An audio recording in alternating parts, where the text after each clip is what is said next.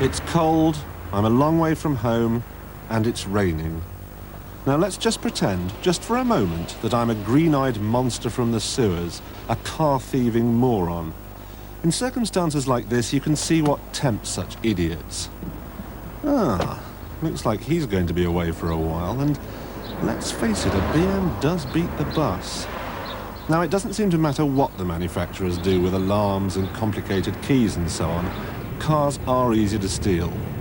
You can add this one to the statistics. Ooh, I bet he's cross. I hope he's got someone to pick him up, because this car's registered in Newcastle, and that's a long way away. Paging request accepted. Paging request accepted. That's not a bad motor, this. Car phone, keeps it nice and tidy. Sure beats the hell out of walking, because the other day I had... What on earth is that? You are not an authorized driver. Auto tag has been activated. The vehicle will be disabled shortly. Abandon the vehicle after parking it safely.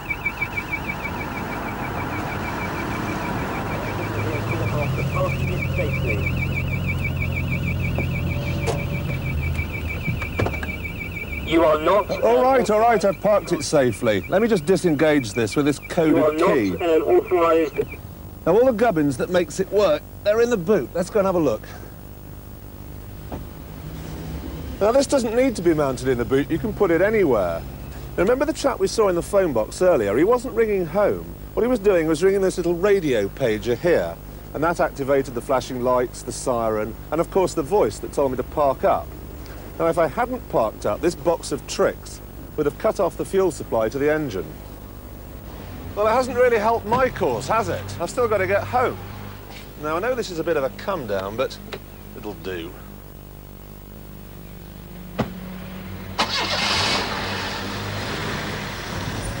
Now, I don't know whose car this is, but he's got to be a serious poser. He's got an aerial on the roof, and there's no car phone in here. What I didn't know at the time, what I couldn't have known, was that aerial was sending a distress message to a central control room.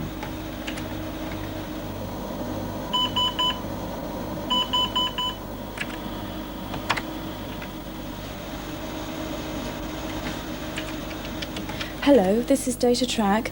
I've got a report of a stolen vehicle, registration G420 LHA. It's located on my screen north of Swindon. And once I was on that screen, I'd had it. All the operator had to do was keep reducing the scale of the map to gain a more accurate position. Spread across the country are a series of transmitters and receivers. The computer in the car calculates its position from 3 transmitters every second and a half, and this information is relayed back to base, wherever that may be. They claim an accuracy of 50 meters and that hundreds of vehicles can be monitored continually and simultaneously. He's come out of Cricklade on the B4040. He's heading in a westerly direction, doing 45 miles per hour. No, he's turned right onto Sea Road, southeast of Ashton Keynes.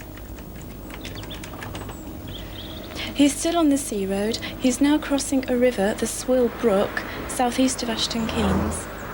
With accuracy like that, it really isn't long before this sort of thing happens.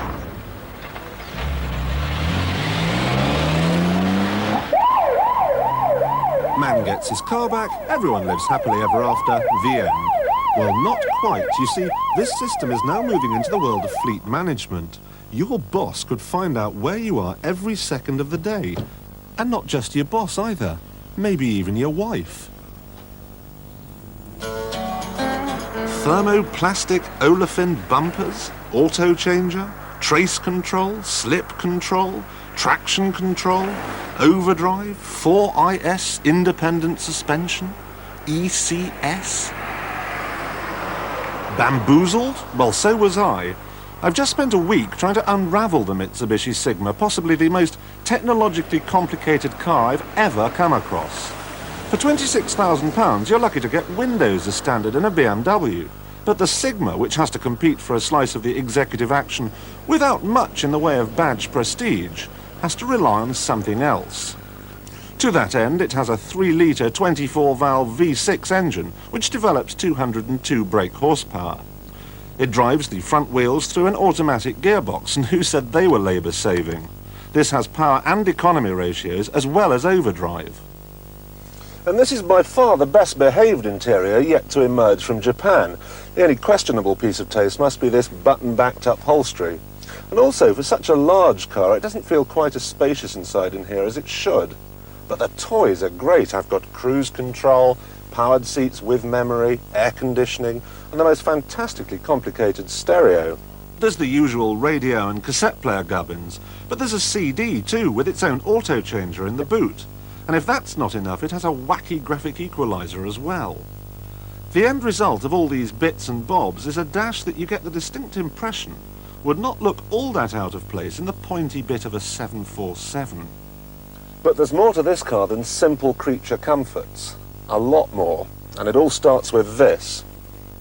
Called electronically controlled suspension, a driver can raise the car, which is useful in conditions like these, or engage sport mode, which drags the car down on its haunches, giving it a taut stance through the bends. It's clever stuff. Although the Sigma does without proper active four-wheel steering, as seen on the Galant, there's what's called passive rear-wheel steer. Mind you, its worth is somewhat negated by vague power steering.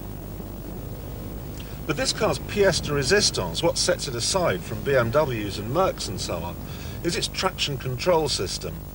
Now this is all a bit complicated, so you'll have to bear with me, because it incorporates not only slip control, but also what Mitsubishi are calling trace control. What happens is, one of 10 computers on board constantly monitors the amount of steering lock I apply, how much grip is available, and how fast I'm going. If it decides I'm going too fast, a large boxing glove springs out of the steering wheel and punches me in the face. No, I'm only kidding. What actually happens is it throttles back. It decides how fast I go around a corner. I don't. Disengage the system, and cornering is a wild experience as the tyres scrabble to overcome my youthful exuberance. But when the system is on, even with my foot hard down in second gear, cornering is relaxed and safe, much to the relief of oncoming traffic. It's the same deal when setting off on a slippery surface.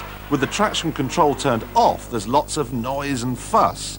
But when it's on, after a brief flurry while the computer sorts itself out, the car sets off as though it's on a perfectly dry road. Now, all this stuff undoubtedly makes the Sigma a very safe proposition in difficult conditions. But what about the 364 days a year when it isn't snowy? The engine's pretty good. It pulls with not a hint of roughness, and top speed, for the record, is 140 miles an hour. And yes, it does have a catalytic converter. However, it's not a fun car to drive, not like a BMW anyway. The steering is just too vague, and I'm still not convinced that 200 horsepower and front-wheel drive make desperately happy bedfellows, trace control or no. Two questions remain. Why does it look like an old NSU R080? And who on earth called it Sigma? Briefly then, the Sigma makes sensible use of its technology, it cruises very well, and it comes with a 3-year warranty. Countering that, it has a bland appearance, it has no prestige, and the steering is simply much too light. It has a catalytic converter though as standard, and therefore has to run on unleaded petrol. There was a time when the man who bought an off-road vehicle had a piece of straw in his mouth. Today, more often than not, he has a plum. The utilitarian jobs of yesteryear have shaken off their country bumpkin outfits, and most these days wear city suits.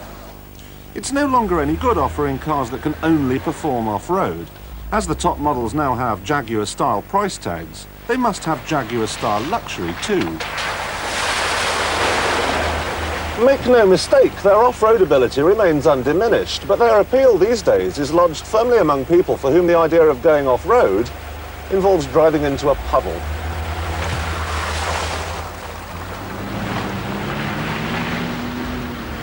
Here we have the latest version of the car that virtually killed off Land Rover in Africa. Despite its reputation for ruggedness elsewhere in the world, the only long-wheelbase version imported into Britain is the range-topping Crumpet truck. This is the Toyota Land Cruiser, and the whole thing revolves around big numbers. It's got a 4.2-litre turbocharged 6-cylinder diesel engine. It's 16 feet long, 6 feet high, 6 feet wide. And the big numbers spill over into the interior as well. I wish someone would explain to the Japanese that we don't measure luxury by how many buttons there are. I've got 2 for the differential locks, 2 for the electric aerial, 2 for the sunshine roof. I must say that when this car rolled up, I was determined to hate it. It's big and brash with its white letter tyres and tacky upholstery. Sort of automotive equivalent of a pair of white socks. Get the impression if you turned up for a day's shooting, the pheasants would die laughing. But I've done a couple of 100 miles in it now, and I'm getting really rather fond of it. It has an earthy feel about it, which I like. It has a reasonable turn of speed, and it handles with great adroitness for such a Leviathan. The steering's a vast improvement over the old model, and so driving it on normal roads is by no means unpleasant. Even so, you're constantly aware that no matter how much it pretends to be a Jaguar, its abilities are more in line with those of a tractor. Well, I wouldn't like to have to do this in a miniskirt.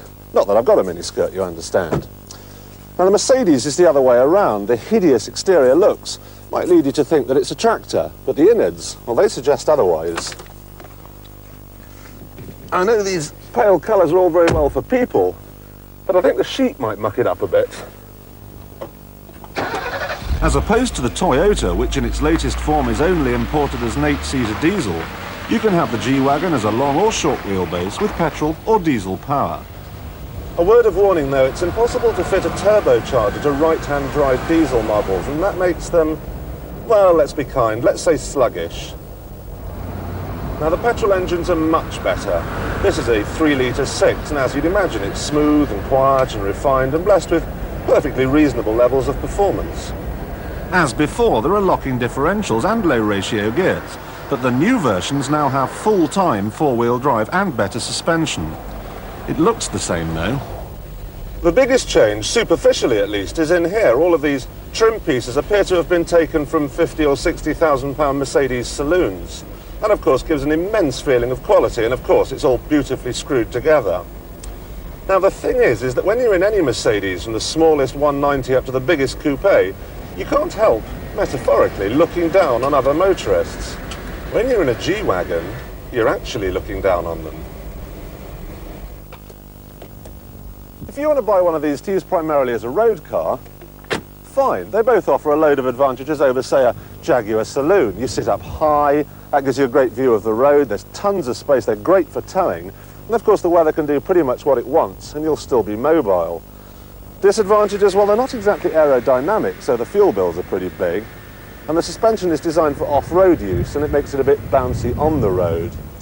Now, choosing between the Mercedes and the Toyota is more difficult. Although they're designed to do the same job, they both differ in terms of style, so really it's a personal choice. And anyway, they both have a big, big problem. The Range Rover is warming up for its 21st birthday this summer, but even so, in terms of sales, in Britain at least, it knocks the competition into a cocked hat.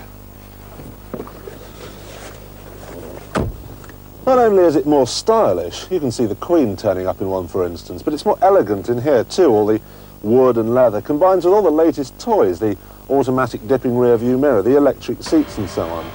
And of course, this is the only one here to have a V8 engine.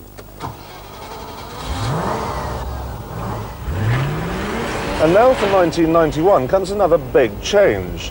Land Rover have fitted anti-roll bars. Wow! No, honestly, it's big news. In the past, if a dog or a chicken or something ran out into the road and you had to take avoiding action, early Range Rovers used to roll around and give the impression they weren't really going to change direction at all. Well, this new model handles much, much better. And Land Rover say the new roll bars haven't affected its wheel articulation, something that's made the Range Rover so good off-road in the past. As far as I can work out, they haven't harmed ride comfort either. Be in no doubt that the Range Rover is the best off-roader you can buy, even at £34,000 for this Vogue SE. The Land Cruiser is £7,000 less, while a similarly equipped G-Wagon is a staggering £10,000 more. Hardly surprising people don't take them off-road.